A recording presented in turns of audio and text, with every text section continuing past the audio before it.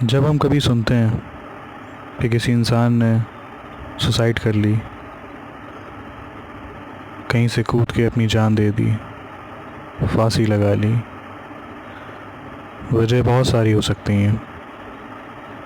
लेकिन फिर भी जब हम सुनते हैं कभी, तो यही ख्याल आता है दिमाग में कि ऐसा भी क्या था कि किसी ने अपनी ज़िंदगी ख़त्म कर ली। लेकिन समझने की ज़रूरत यह है कि ऐसा कोई इंसान क्यों करता है कि अपनी ही जान ले लेता है। इस हद तक वो क्यों परेशान हो जाता है कि खुद का दुश्मन बन जाता है और ख़ुद को ही ख़त्म कर लेता है। हमारे माइंड में जो भी थॉट्स आते हैं,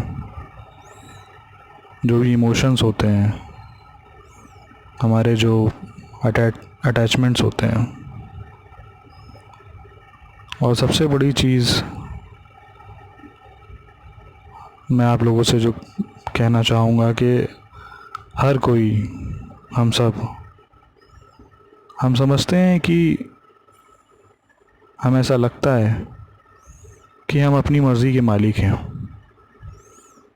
और सोसाइटी में क्या होता है कि हमारे परसेप्शंस जो हैं वो बदल जाते हैं। लोग हमसे मिलेंगे, बातें करेंगे, हम उनके साथ होकर भी वहाँ नहीं होते हैं। हमारे माइंड, सबकॉन्शियस माइंड में कुछ हमेशा ऐसा कुछ पलता रहता है। हमारे जो थॉट्स हैं, मतलब हमारे इमोशंस, कुछ ऐसे नेगेटिव चीज़ें हमेशा चलती रहती हैं, जिससे हम वहाँ होकर भी, उन लोगों के साथ होकर भी, एक महफ़िल में होकर भी, सबके साथ होकर भी हम वहाँ नहीं होते। हम अपने उस सबकॉन्शियस माइंड में जो हमें एक नासूर बन के कोई चीज़, कोई बात जो बैठी हुई है, वो दिमाग से नहीं निकलती। और वो ज़ख्म, वो नासूर इतना बड़ा बन जाता है कि वो एक दिन हम इतना परेशान हो जाते हैं कि हम खुद को ख़त्म करने के लिए सोच लेते हैं और कर जाते हैं। तो हम इतने डिप्रेशन हो जाते हैं, इतना डिप्रेशन के शिकार हम हो जाते हैं कि हम सोच ही नहीं पाते हैं। हमारी सोचने समझने की जो शक्ति है वही ख़त्म हो जाती है। हमारे दिमाग में हम खुद से बातें करने लगते हैं, दिमाग में नेगेटिव चीज़ें आने लगती हैं, हमें चीज़ें दिखाई देने लगती हैं, हमें लगने लगता है कि हम किसी काम के नहीं हैं, दुनिया बिल्कुल बेकार है हमारे लिए और हमें ये ख़त्म कर लेना चाहिए। तो ये आखिर क्यों होता है, क्या है ये एक तरह की बीमारी है जिसे हम अवसाद, डिप्रेशन कहते हैं। तो आइए आज उसी के बारे में बात करेंगे। डिप्रेशन एक एबनॉर्मल इमोशंस की स्टेट है। ये एक मेंटल इलनेस जो कि हमारे सोच को, हमारे परसेप्शंस को, हमारे व्यवहार को इफ़ेक्ट करता है। कई बार ऐसा होता है कि जो इंसान इस बीमारी से गुज़र रहा है, उसको लगता है कि चीज़ें सही हैं, चीज़ें इतनी बुरी नहीं भी हैं, लेकिन फिर भी वो उस अपने इमोशन से, अपने परसेप्शन से उससे बाहर नहीं निकल पाता है। उसका एक स्टेट ऑफ माइंड जो है वो वहीं पे स्टिक हो जाता है। वो किसी नई चीज़ के बारे में सोच ही नहीं पाता है।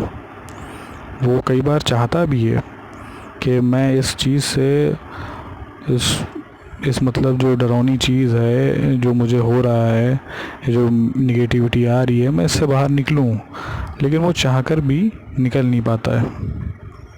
तो ये एक दिमागी डिसऑर्डर है।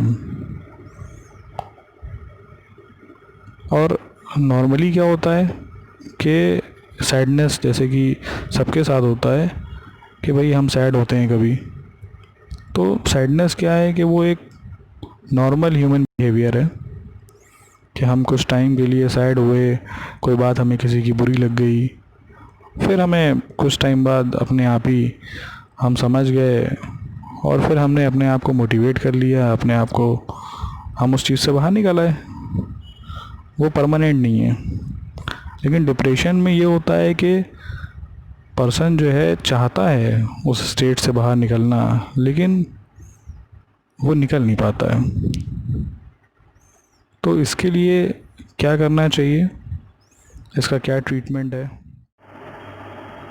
बात करेंगे ट्रीटमेंट की डिप्रेशन के, तो सबसे पहले आपको ज़रूरत है काउंसलिंग की।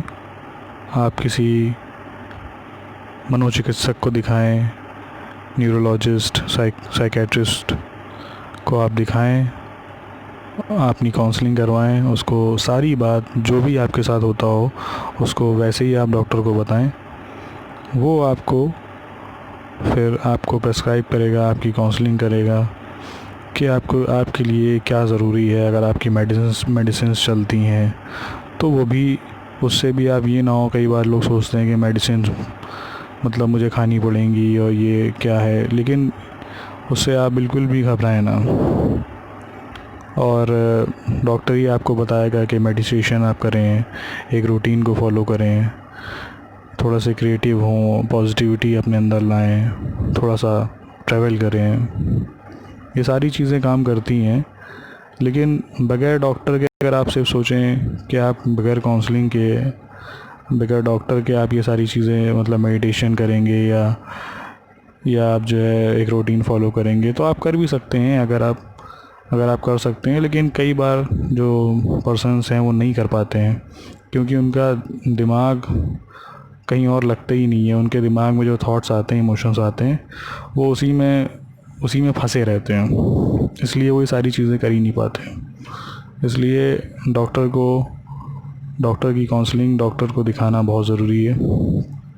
मैं अपना खुद का एक एक्सपीरियंस अगर शेयर करूं तो मेरा एक फ्रेंड है जिसने कि मुझसे अपने ये चीज़ बताई। वो भी डिप्रेशन के दौर से गुज़र रहा था, तो मैं उसको मोटिवेट करता था, मैं उसको बहुत समझाता था, उसकी निगेटिविटी को मैं बहुत दूर करता था, जिससे कि उसको बहुत स्ट्रेंथ मिली। लेकिन सिर्फ मेरे मोटिवेशन से ही उसका फ़ायदा नहीं हुआ। मैं ख़ुद उसे डॉक्टर के पास ले गया, मैंने उसको दिखाया, उसकी मेडिसिन्स चली, उसके बाद आज वो बिल्कुल ठीक है।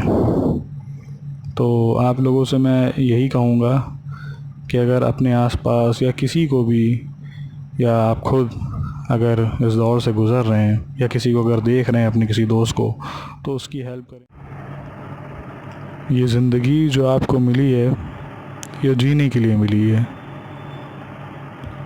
तो इसे जिए। दुख सुख ये तो लगे रहते हैं।